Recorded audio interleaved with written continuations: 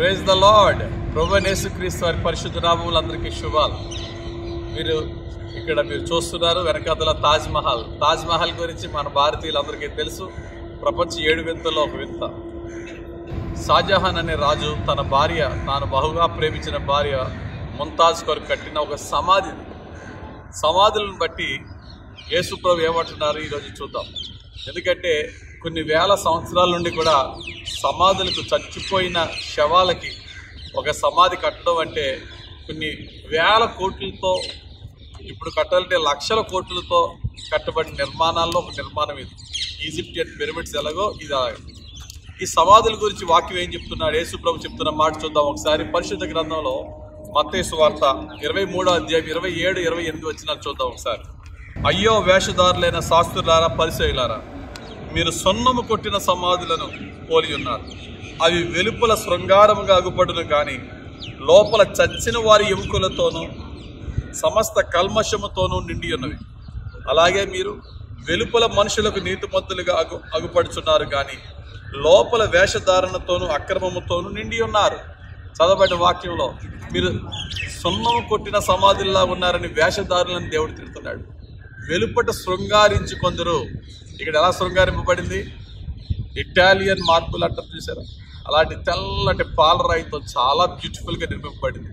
లోపలికి వెళ్ళి చూస్తే ఏంటట, 2 సమాధులు ఉంటాయి అక్కడ, అంతే, రాజుది రాణిది. ఇంకా దాన్ని తీస్తే కుళ్ళిపోయిన ఆ బాడీ కనబడుతుంది. అంటే ఇక్కడ యేసు ప్రభు దేంతో పోల్చేట సమాధిని?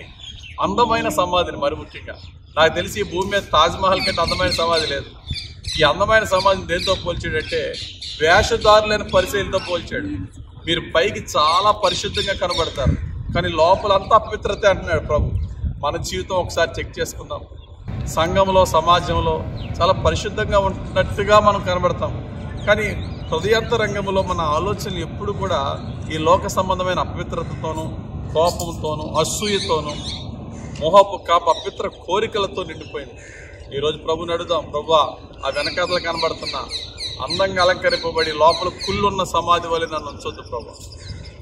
ప్రపంచంలో ఈ సమాధికి చాలా ప్రత్యేకత ఉంది. ప్రపంచ 7 వింతల్లో ఒక వింత అయింది. చాలా అందమైన సమాధి.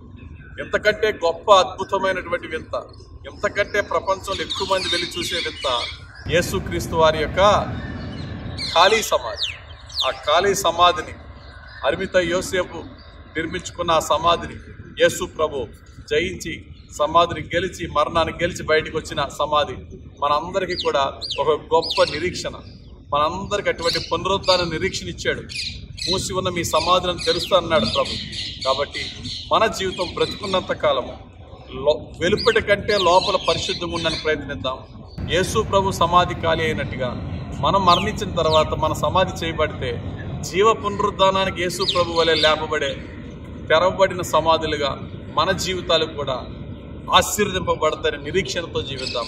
దేవుడి తన పరిశుద్ధ వాక్యం మన జీవితంలో నెరవేర్చి వెలుపటి కంటే లోపల ఇంకా యేసుక్రీస్తుకి ప్రీతికరంగా పరిశుద్ధంగా జీవించే కృప పరిశుద్ధాత్ముడు మనకు అనుగ్రహించును గాక. ఆమేన్. ప్రార్థన చేసుకుందాం. మహిమగల తండ్రి, నీకు స్తోత్రం. ధ్యానించిన ఈ వాక్యము నాయన మా అందరి జీవితంలో దీవెనకరంగా మార్చి, మా వెలుపటి రూపము కంటే అంతరంగాన్ని చూసే నీకు ప్రీతికరంగా బ్రతుకుటకు నీ పరిశుద్ధాత్మ మా హృదయంలో, మా మనసులో నింపి మమ్మల్ని రక్షించమని, మమ్మల్ని పవిత్రపరచమని, మమ్మల్ని పరిశుద్ధపరచమని యేసుక్రీస్తు వారి పరిశుద్ధ నామములో ప్రార్థిస్తూ నీ పాదాలు వేడుకొంచున్నాం తండ్రి. ఆమేన్. తండ్రి యొక్కయు, కుమారుని యొక్కయు, పరిశుద్ధాత్మ దేవుని అభిషేకం మనపై, మనలోకి వచ్చి మనలను వెలుపటి కంటే అంతరంగంలో పరిశుద్ధపరిచి యేసుక్రీస్తుని పోలి నడిచే భాగ్యము త్రియేక దేవుడు మనకు అనుగ్రహించును గాక. Amen, amen, amen. God bless you. Greetings from Taj Mahal, Agra.